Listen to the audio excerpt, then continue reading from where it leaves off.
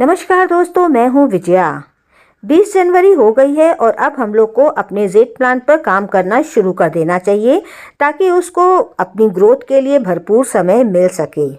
आप अपने सभी तरीके के जेड प्लांट, चाहे वेरीगेटेड हो, नॉर्मल हो या फिर दूसरा वाला जो एक और वैरायटी आती है उस पर, आप अपनी टोपियारी, बॉन्जई या नॉर्मल ढंग से ग्रो हुए जेड प्लांट पर काम कर सकते हैं।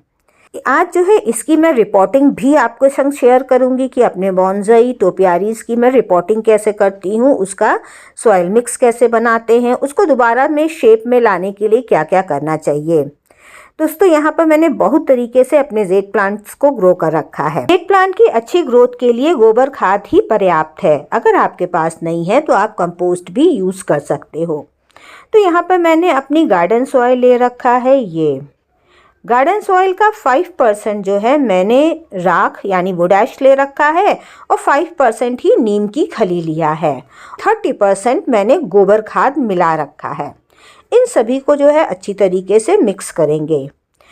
जेड प्लांट जो है इसमें केवल पत्तियां ही आती है, तो इसके लिए गोबर खाद ही सफिशिएंट है। सभी रिक्वायरमेंट पूरी हो जाती हैं।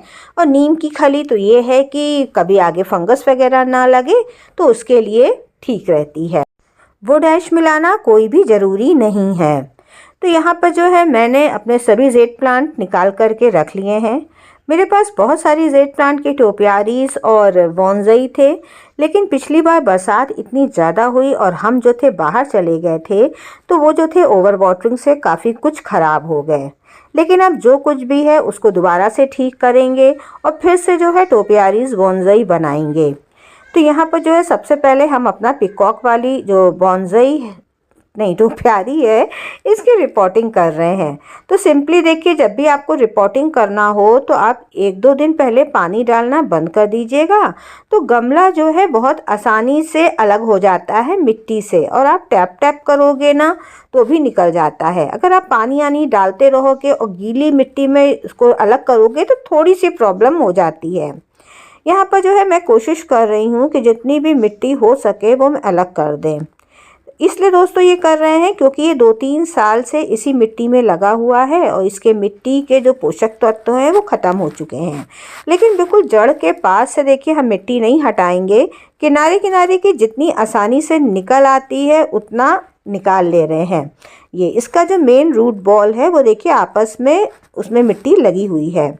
तो वही गमले में ही रिपोर्ट कर रहे हैं। आप चाहो तो एक साइज़ बड़ा गमला भी ले सकते हैं, लेकिन एक ही साइज़ लीजिएगा, ज़्यादा अच्छा है। ड्रेनेज होल काफ़ी बड़े बड़े थे, इसलिए मैंने गमले के पीसेस लगा दिए हैं टुकड़े, और फिर जो है काफ़ी सारी मैंने ये सूखी पत्तियां डाल करके अच्छे तरीके से दबा दे रहे हैं। और फिर इसमें ना सॉइल मिक्स वो डाल दे रहे हैं और अच्छी तरीके से इसको भी दबा दे रहे हैं।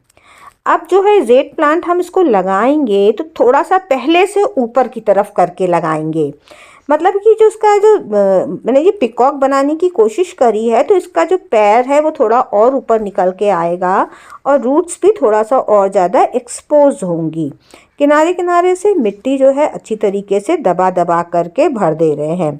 ये कुछ समय बाद क्या होगा ना, मिट्टी दबती जाएगी तो ये ऊपर की जो जड़ें हैं वो और ऊपर आ जाएंगी, तो सुंदर लगेगा देख करके। तो इस समय मेरा पिकॉक का शेप जो है बिल्कुल ही ख़राब हो गया है, तो इसको ठीक भी करेंगे। लेकिन सबसे पहले जो रिपोर्टिंग वाला काम है इसको ख़त्म कर लें। तो ये हो गया है। ये काम दोस्तों हम सुबह के समय कर रहे हैं, 10 बजा हुआ है। जहाँ कर रहे हैं वहाँ पर शेड है आम के पेड़ की, तो डायरेक्ट धूप नहीं लग रही है। तो ये भी जो था मेरा अलग तरीके का एक बॉन्जई था जिसको बना रहे थे, लेकिन बाद में ये ख़राब हो गया है। इसको ठीक करने की कोशिश मैंने दोबारा से करी है, तो काफ़ी हद तक इम्प्रूव हो गया है। तो अब इसको भी जो है हम एक टोपियारी बनाएंगे, इसका शेप चेंज करेंगे, लेकिन वो शेप अभी नहीं आएगा, बाद में आएगा। तो नीचे इसके एक प्लेट लगी हुई थी, उसमें हम कोई अपना क्रिएटिविटी करने की कोशिश में थे, लेकिन वो सब फ्लॉप हो गई है। तो वो ट्रे भी अब हम हटा देंगे।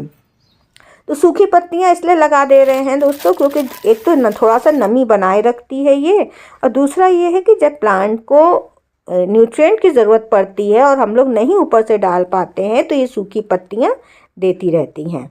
तो यहाँ पर ये देखिए इसकी हटा दी है और इसमें देखिए जड़ें कितनी कम हैं। ये एक्चुअली ये जड़ें सब जो थी सूख गई थी। ये पेड़ भी मेरा ऑलमोस्ट सूख गया था जब गर्मी पड़ी थी, और बरसात में ओवर वाटरिंग में काफ़ी कुछ सड़ गया ये।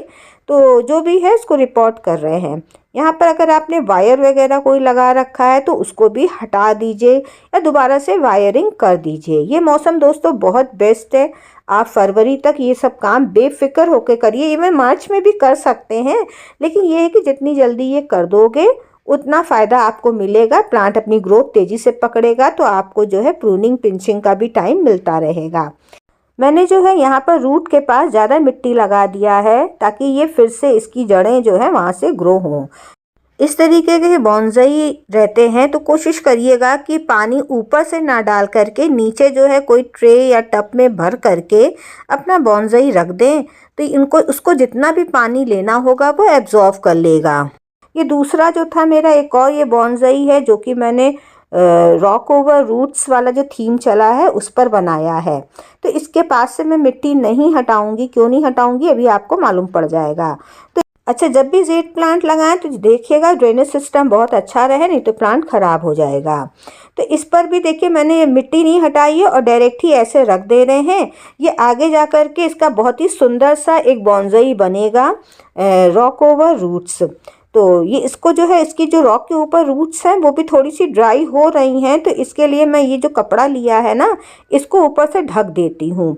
इससे दोस्तों क्या है, एक तो नमी बनी रहेगी, सबसे मेन बात ये है। दूसरा मैं पानी दूंगी तो डायरेक्ट जो है जड़ों के पास पानी नहीं लगेगा, नहीं तो मिट्टी हटती जाएगी। ये एक और मैंने नया बॉन्साई बनाया है, झटपट वाला बनाया है। मेरी जो थी कटिंग रखी थी बहुत मोटी हो गई थी, तो उसको मैंने शेप देने की कोशिश करी है। यहाँ पर अब मैं प्रूनिंग वाला प्रूनिंग पिंचिंग दोनों का काम कर रही हूँ। इस समय जो है आप हार्ड प्रूनिंग कर सकते हो, ध्यान रखिएगा। ये मेरा पिकॉक का बिल्कुल शेप बिगड़ चुका है, तो इसको जो है मैं हार्ड प्रून करके इसको शेप में लाने की कोशिश कर रही हूँ। आपको जो है अपडेट भी जो है जल्दी ही मिलेगा, लेकिन इतनी जल्दी आप मत उम्मीद करना, 1 महीने बाद कम से कम उम्मीद करना, तभी मैं दे पाऊँगी। अच्छा, आप जो है कोशिश 20-30 डेज़ के बीच में अपने जेड प्लांट में एक बार जो है पिंचिंग वगैरह कर सकते हो। उससे जो है इसका शेप वगैरह अच्छा रहता है। यहाँ पर मैंने ये टोरटॉइस बनाया था। इसकी भी जो थी ग्रोथ पहले बहुत अच्छी थी, लेकिन बाद में जो था ये भी जब ध्यान नहीं दिया तो ख़राब हो गया। अब जो मैं जिसकी मैं पिंचिंग कर रही हूँ यहाँ पर इसको शेप मैं दूंगी। उड़ती हुई जो बर्ड होती है ना उसका शेप देने की कोशिश करेंगे। इसमें जो आप जेड प्लांट में चाहे बॉन्साई हो चाहे टोपियारी हो, पानी ज़्यादा मत डालिएगा। अभी जो है आप कोशिश करना 4-5 दिन में एक बार डालना। मेन देखना आपने कैसी सनलाइट में रखा है, मिट्टी ड्राई हो रही है तो उस हिसाब से पानी डालना। और लेकिन हाँ, इसकी पत्तियों को ज़रूर 4-5 दिन में एक बार धो दीजिएगा ताकि वो साफ चमकदार लगे और अपना फोटोसिंथेसिस का काम प्रॉपर ढंग से कर सकें। पत्तियां धोने वाला काम आप स्प्रे बॉटल से ही कर सकते हो, और हाँ, बीच बीच में सूखी पत्तियां वगैरह हैं तो उनको भी हटाते चलिएगा। अब इनको ऐसी जगह रख दिया है जहां इनको डायरेक्ट जो है 4-5 घंटे की सनलाइट मिलेगी। आपको जो है 1 महीने बाद इन सब का अपडेट देखने को मिलेगा। फर्टिलाइज़र का डोज भी कोशिश करिएगा कि 25 डेज़ में एक बार दे दीजिएगा। आप जो है चाहो तो गोबर खाद का लिक्विड फर्टिलाइज़र भी बना करके दे सकते हैं। गोबर खाद का लिक्विड फर्टिलाइज़र कैसे बनेगा, चलिए झटपट वो भी देख लेते हैं। तो इसके लिए सबसे पहले हमें 10 लीटर के लगभग पानी चाहिए, बिल्कुल नॉर्मल पानी है ये। तो 10 लीटर पानी लेने के बाद आप जो है 1 kg के लगभग गोबर खाद ले लीजिए। गोबर खाद अच्छी तरीके से डिकम्पोज होनी चाहिए। अगर अच्छी तरीके से डिकम्पोज नहीं है, उसमें किसी भी तरीके की बदबू स्मेल आ रही है, तो आपको जो आगे का प्रोसेस है वो आपको लंबे समय तक के लिए करना होगा। लेकिन अगर आपने अच्छी तरीके से डिकम्पोज खाद लिया है तो ये जो है 10 डेज़ के अंदर बन जाती है। देखिए, सर्दियों में अगर आप बना रहे हो विंटर में, तब तो जो है 10 डेज़ आपको पानी में भिगो करके गोबर खाद रखनी होगी, और अगर आप गर्मियों में बना रहे हो तो 5 से 6 दिन में काम इसका हो जाता है। सारी गोबर खाद मैंने डाल दिया है। अब जो है इसमें हमें चाहिए होगा थोड़ा सा गुड़। थोड़े से का मतलब है 10 से 15 ग्राम गुड़ चाहिए होगा। थोड़ी बहुत कम ज़्यादा भी मात्रा चल सकती है, इतना हार्ड एंड फास्ट रूल नहीं है। तो आप जो है पुराना गुड़ यूज़ करोगे ज़्यादा अच्छा रहेगा। तो इस गुड़ में को आप इसमें मिला दीजिएगा। इससे जो है गुड़ की मदद से जो है बैक्टीरिया ज़्यादा पनपेंगे और इस गोबर खाद को जो है जल्दी से डिकम्पोज कर देंगे, इसका लिक्विड फर्टिलाइज़र। तो आप 5-6 दिन बाद अपने जेड प्लांट में इसको डाल सकते हो। इसको जो है डालने का मेथड ये है कि आप इसका 1 लीटर पानी लीजिएगा इस लिक्विड फर्टिलाइज़र का, और उसको जो है 5 लीटर पानी में, नॉर्मल पानी में मिक्स करके अपने जेड प्लांट में दे देना। आप चाहो तो इसको 10 डेज में भी दे सकते हो, जब प्लांट ग्रोइंग स्टेज में है। जैसे अभी गर्मी आगे आने वाली है ना, तो आपके जेड प्लांट की ग्रोथ बहुत ही बढ़िया हो जाएगी। तो इसको फटाफट दीजिए और अपने प्लांट्स को हेल्दी बनाए रखिए। गोबर खाद के लिक्विड फर्टिलाइज़र पर आपको डिटेल वीडियो देखना है तो उसका लिंक आपको डिस्क्रिप्शन बॉक्स में मिल जाएगा, तो ज़्यादा जानकारी के लिए आप उसको भी देख सकते हो।